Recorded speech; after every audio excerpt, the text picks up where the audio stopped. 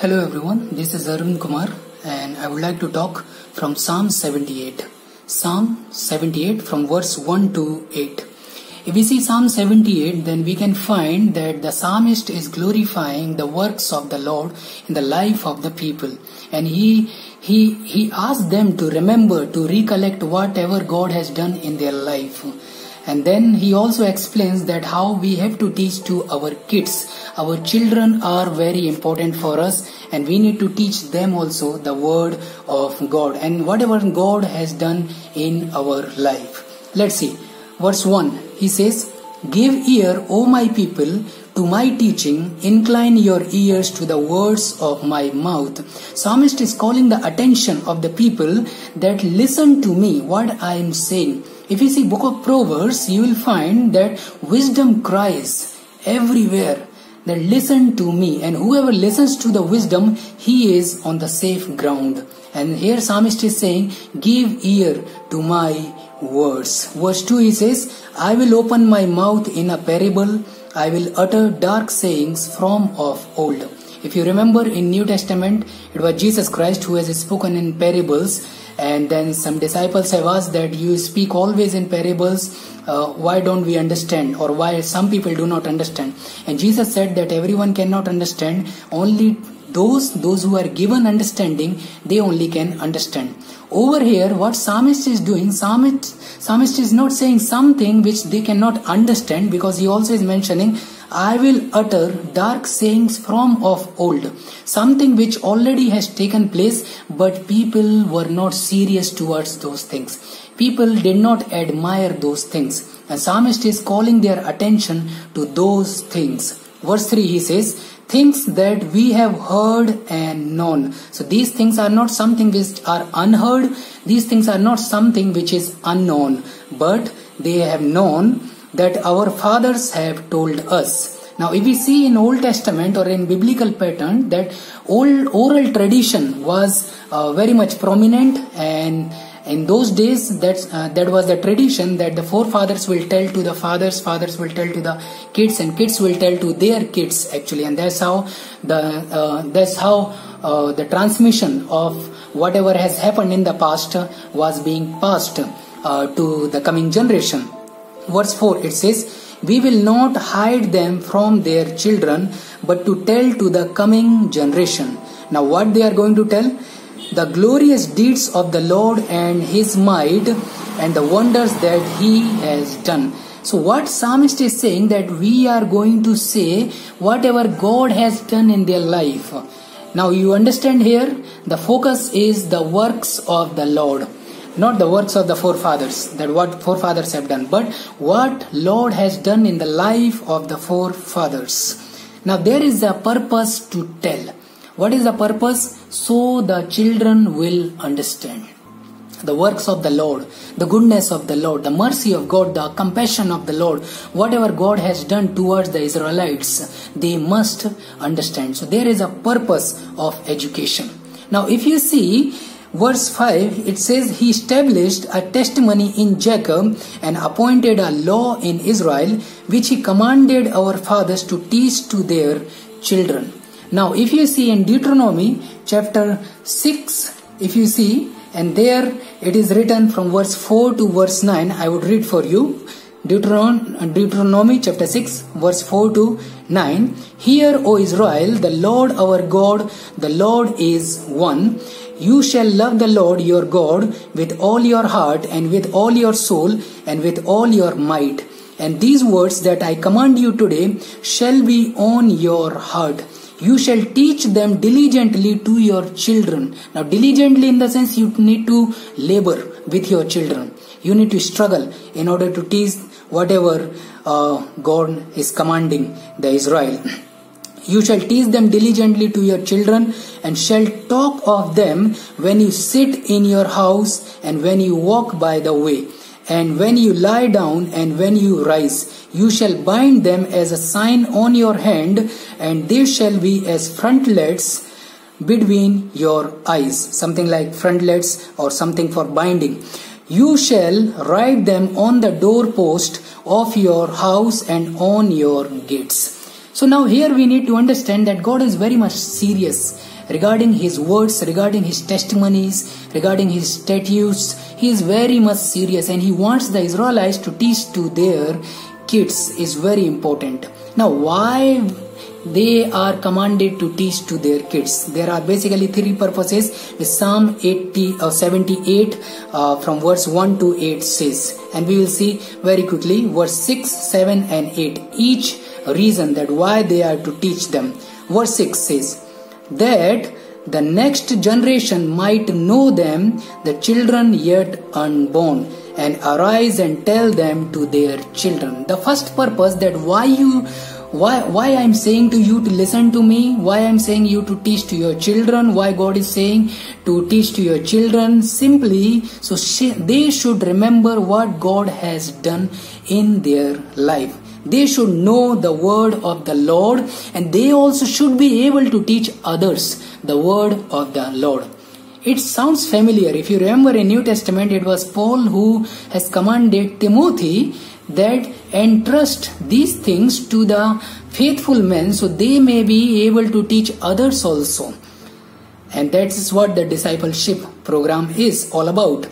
What we need to do, we need to teach our children in such a manner that they should be able to teach others also.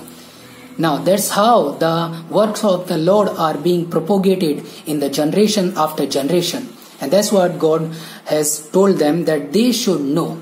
It's very sad to know in today's condition that there are many Christian families, they do not care much about their kids, that whether they are learning the word of God or not. They are very much careful that whether their kids will do job or whether their sons and daughters will get married. They are much worried about those things, but they are not much worried about teaching the word of the Lord to them. I think we need to come to the biblical practice that we need to teach to our kids whatever God has done in our life, in our forefathers' life, and even what God is doing in our kids' life. I think they are to be taught this thing. Let's not leave them just on,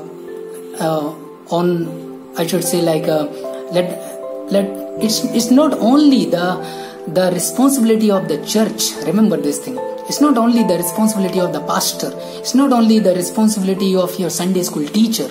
But I think you as a parent need to take initiative. You need to teach your kids and you need to make them accountable.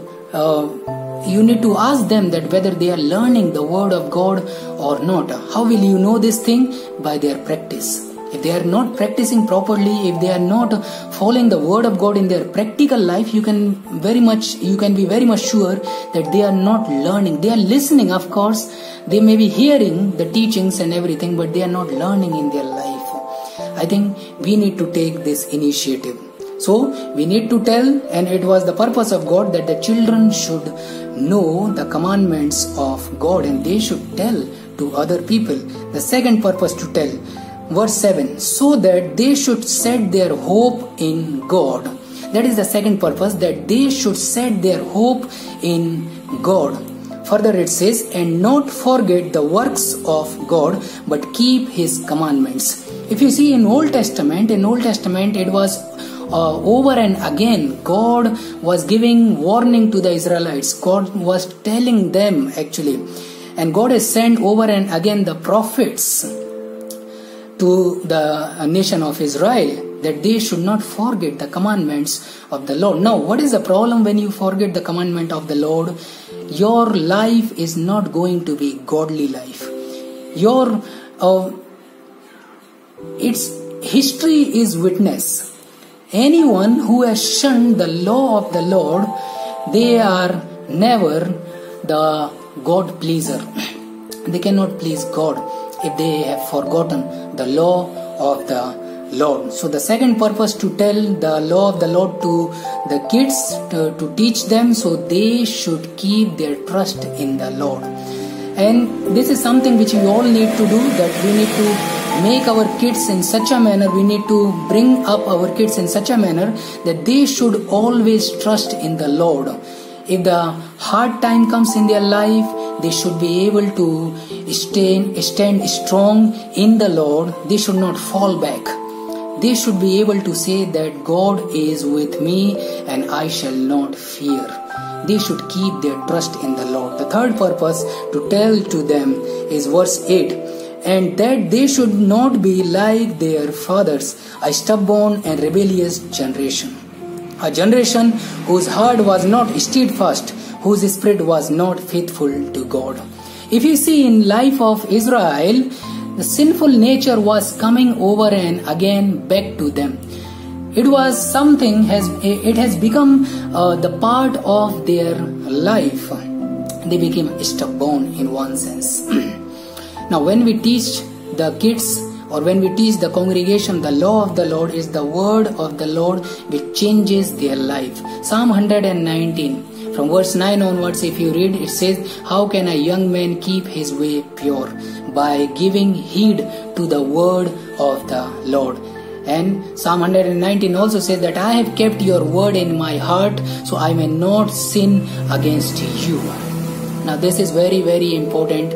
When we forget the word of the Lord, we become stubborn.